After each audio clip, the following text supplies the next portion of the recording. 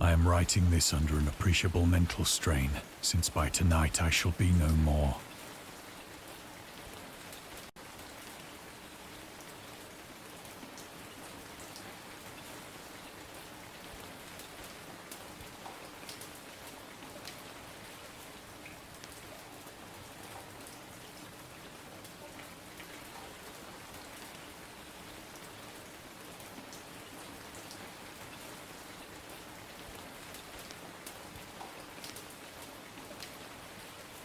Penniless, and at the end of my supply of the drug which alone makes life endurable, I can bear the torture no longer, and shall cast myself from this garret window into the squalid street below.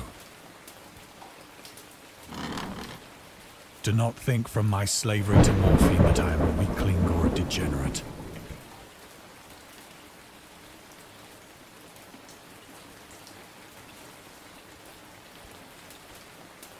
When you have read these hastily scrawled pages, you may guess, though never fully realize, why it is that I must have forgetfulness or death.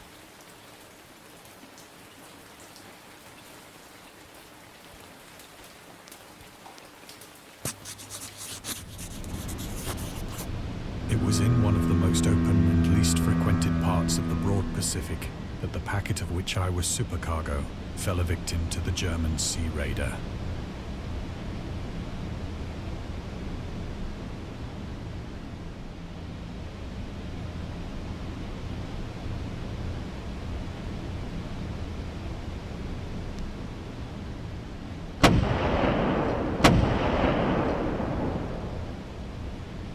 The Great War was then at its very beginning, and the ocean forces of the Hun had not completely sunk to their later degradation. So that our vessel was made a legitimate prize, whilst we of her crew were treated with all the fairness and consideration due us as naval prisoners.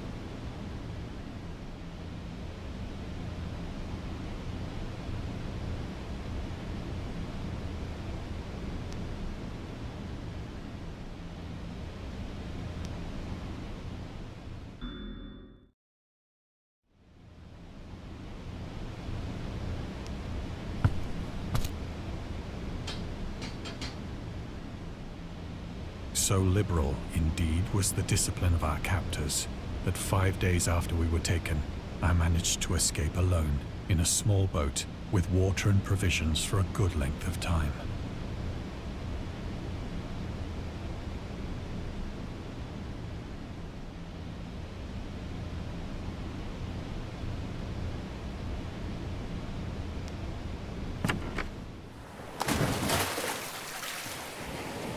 When I finally found myself adrift and free, I had but little idea of my surroundings.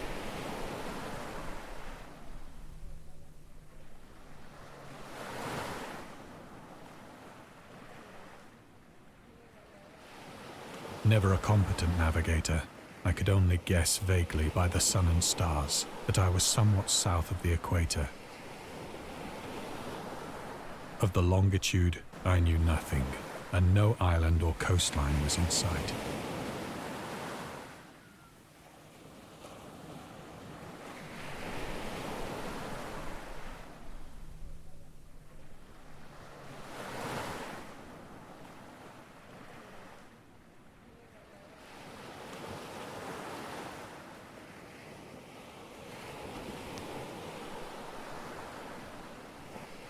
The weather kept fair, and for uncounted days I drifted aimlessly beneath the scorching sun, waiting either for some passing ship or to be cast on the shores of some habitable land.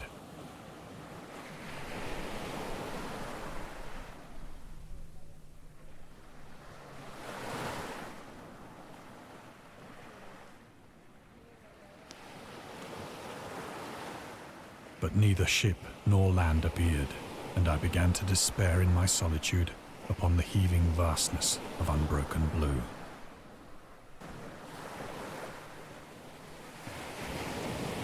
The change happened whilst I slept. Its details I shall never know. For my slumber, though troubled and dream-infested, was continuous.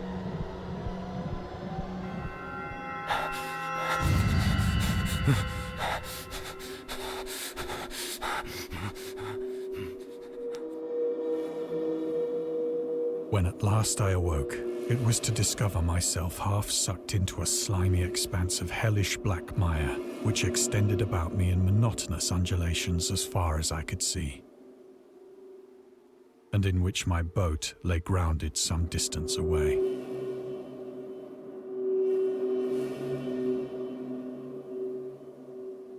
Though one might well imagine that my first sensation would be of wonder at so prodigious and unexpected a transformation of scenery, I was in reality more horrified than astonished.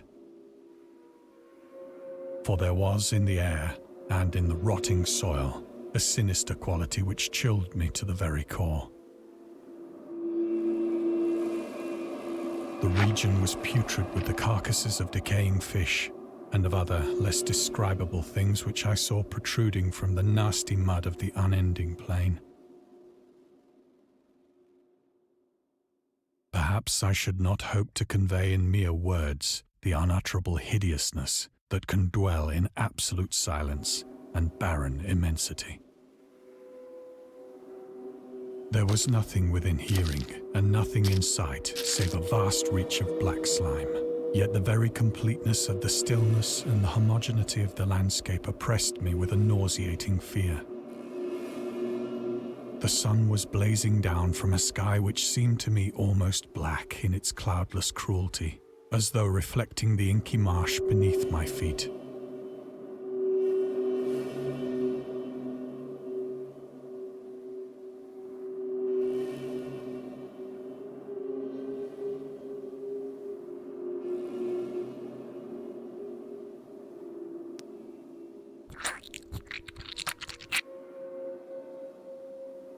As I crawled into the stranded boat, I realized that only one theory could explain my position.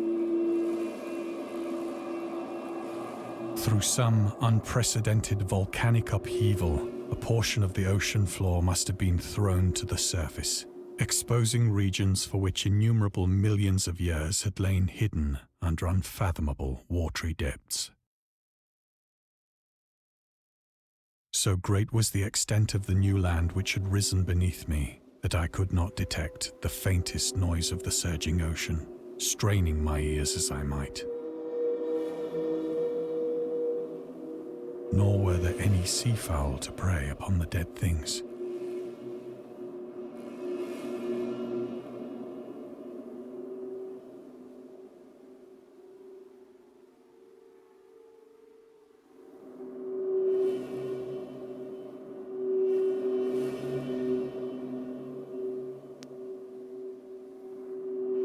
For several hours I sat thinking or brooding in the boat, which lay upon its side and afforded a slight shade as the sun moved across the heavens.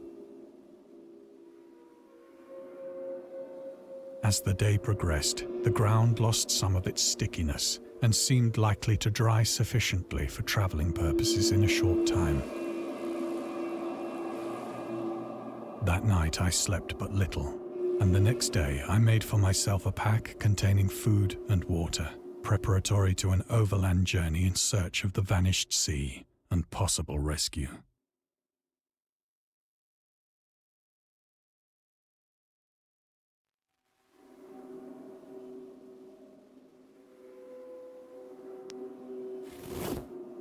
On the third morning, I found the soil dry enough to walk upon with ease. The odor of the fish was maddening, but I was too much concerned with graver things to mind so slight an evil, and set out boldly for an unknown goal.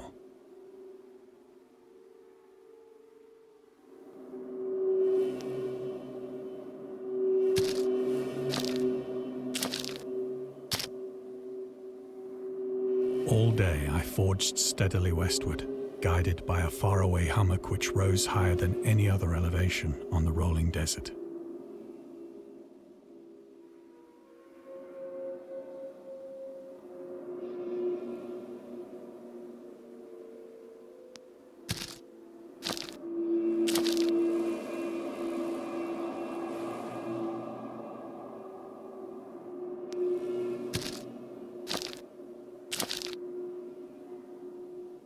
That night, I encamped, and on the following day still travelled toward the hummock, though that object seemed scarcely nearer than when I had first espied it.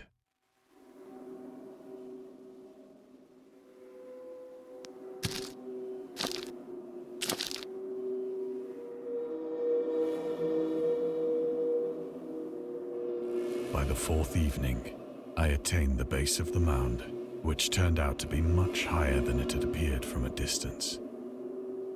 An intervening valley setting it out in sharper relief from the general surface. Too weary to ascend, I slept in the shadow of the hill. I know not why my dreams were so wild that night, but ere the waning and fantastically gibbous moon had risen far above the eastern plain, I was awake in a cold perspiration, determined to sleep no more. Such visions as I had experienced were too much for me to endure again. And in the glow of the moon I saw how unwise I had been to travel by day. Without the glare of the parching sun, my journey would have cost me less energy. Indeed, I now felt quite able to perform the ascent which had deterred me at sunset. Picking up my pack, I started for the crest of the eminence.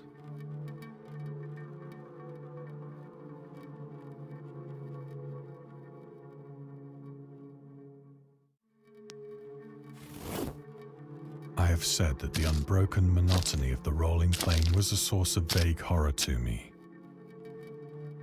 But I think my horror was greater when I gained the summit of the mound and looked down the other side into an immeasurable pit or canyon, whose black recesses the moon had not yet soared high enough to illumine. I felt myself on the edge of the world, peering over the rim into a fathomless chaos of eternal night. Through my terror ran curious reminiscences of Paradise Lost, and of Satan's hideous climb through the unfashioned realms of darkness. As the moon climbed higher in the sky, I began to see that the slopes of the valley were not quite so perpendicular as I had imagined. Ledges and outcroppings of rock afforded fairly easy footholds for a descent, whilst after a drop of only a few hundred feet, the declivity became very gradual.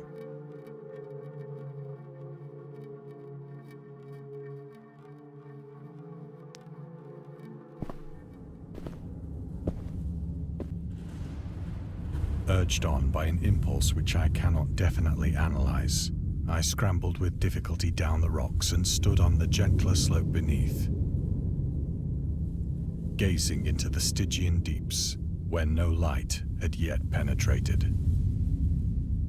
All at once, my attention was captured by a vast and singular object on the opposite slope, which rose steeply about 100 yards ahead of me. An object that gleamed whitely in the newly bestowed rays of the ascending moon.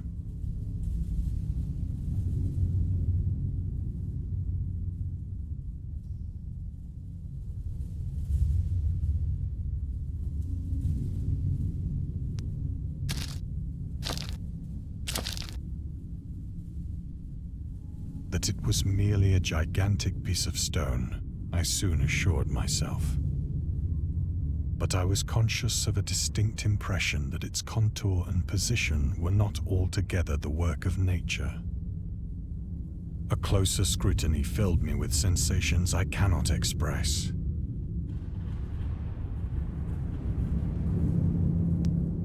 For despite its enormous magnitude, and its position in an abyss which had yawned at the bottom of the sea since the world was young, I perceived beyond a doubt that the strange object was a well-shaped monolith, whose massive bulk had known the workmanship and perhaps the worship of living and thinking creatures. Dazed and frightened, yet not without a certain thrill of the scientist's or archaeologist's delight, I examined my surroundings more closely.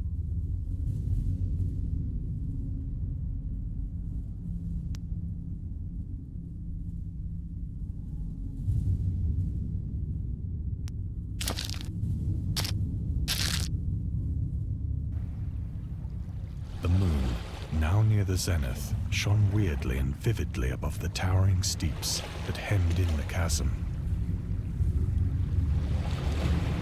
and revealed the fact that a far-flung body of water flowed at the bottom, winding out of sight in both directions and almost lapping my feet as I stood on the slope.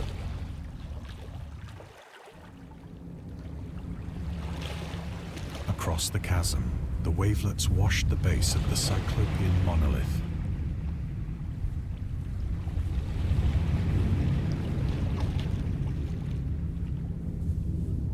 On whose surface I could now trace both inscriptions and crude sculptures.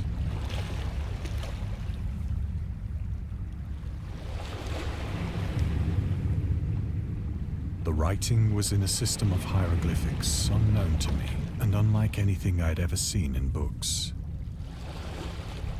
consisting for the most part of conventionalized aquatic symbols such as fishes, eels, octopi, crustaceans, mollusks, whales, and the like. Several characters obviously represented marine things which are unknown to the modern world, but whose decomposing forms I had observed on the ocean-risen plain. It was the pictorial carving, however, that did most to hold me spellbound.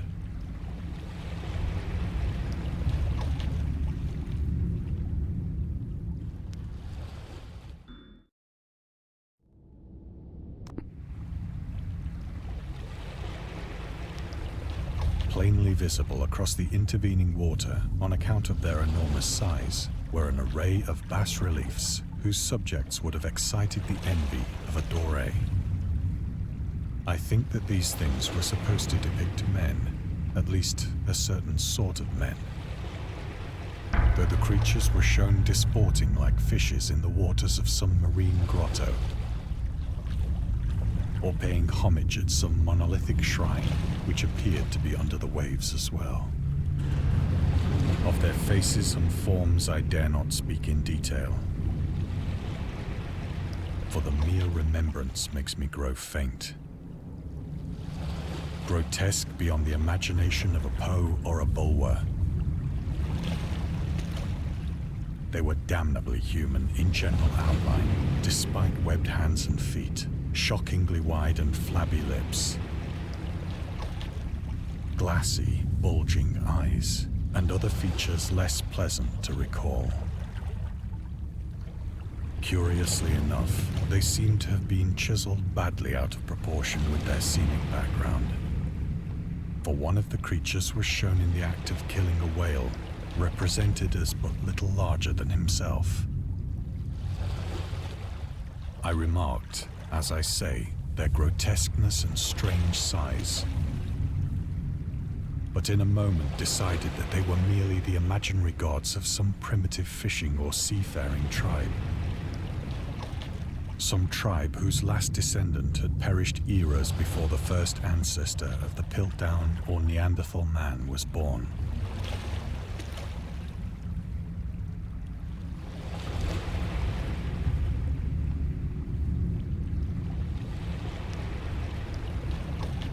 Awestruck at this unexpected glimpse into a past beyond the conception of the most daring anthropologist, I stood musing whilst the moon cast queer reflections on the silent channel before me. Then, suddenly, I saw it.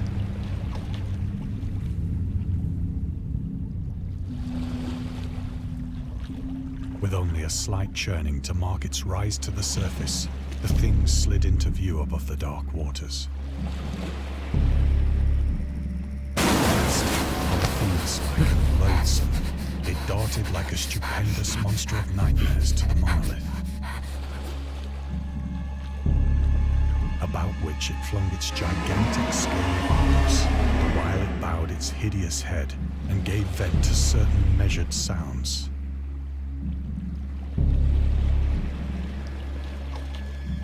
I think I went mad then. Of my frantic ascent of the sloping cliff and of my delirious journey back to the stranded boat, I remember little.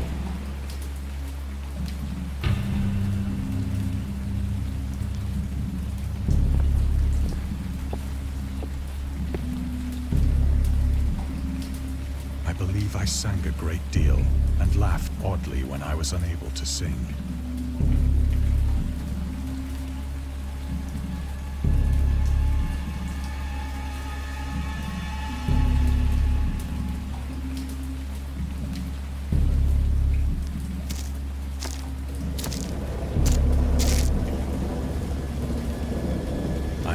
Distinct recollections of a great storm sometime after I reached the boat. At any rate, I know that I heard pearls of thunder and other tones which nature utters only in her wildest moods.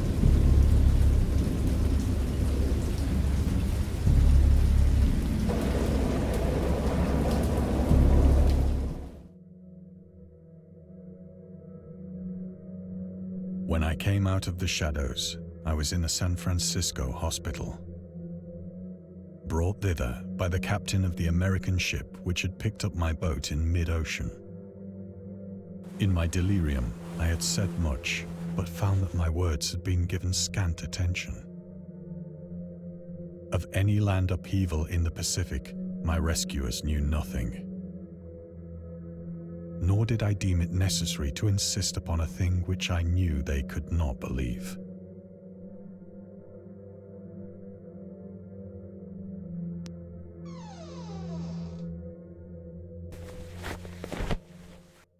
Once I sought out a celebrated ethnologist and amused him with peculiar questions regarding the ancient Philistine legend of Dagon, the fish god.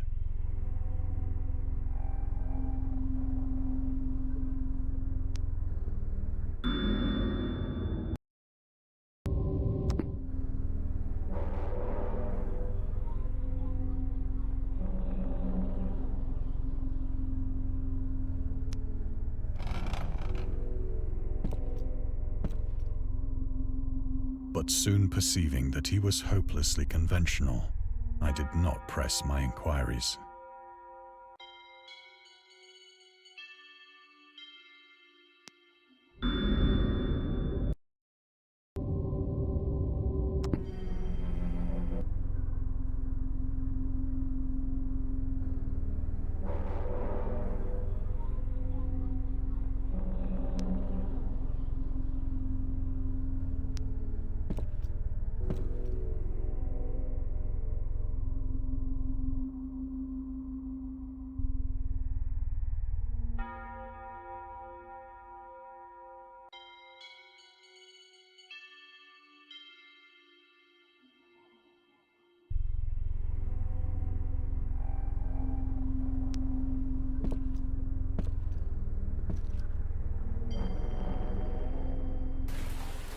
It is at night, especially when the moon is gibbous and waning, that I see the thing.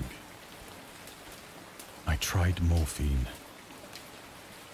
but the drug has given only transient surcease and has drawn me into its clutches as a hopeless slave.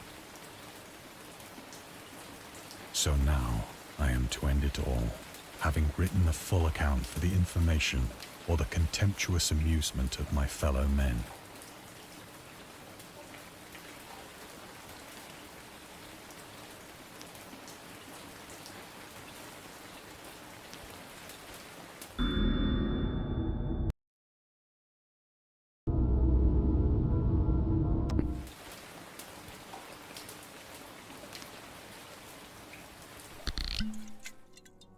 Often, I ask myself if it could not all have been a pure phantasm.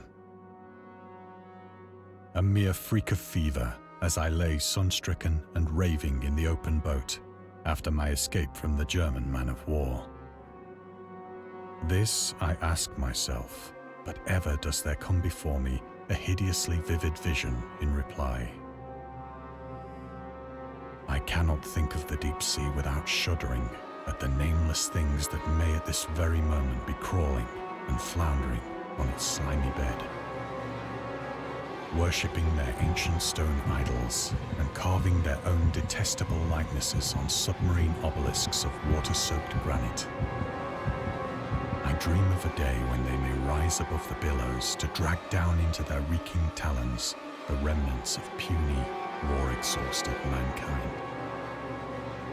Of a day when the land shall sink and the dark ocean shall ascend amidst universal pandemonium.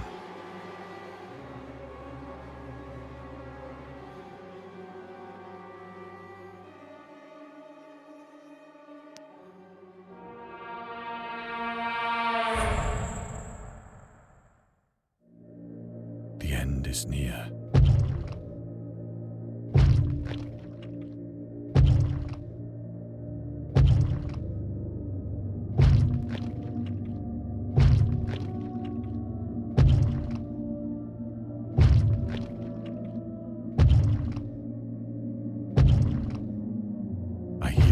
At the door, as of some immense slippery body lumbering against it.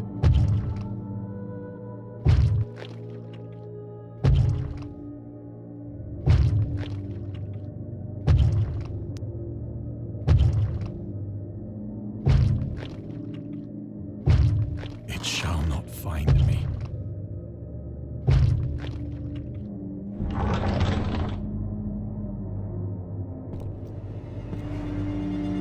God, that hand!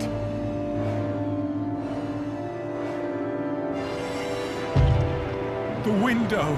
The window!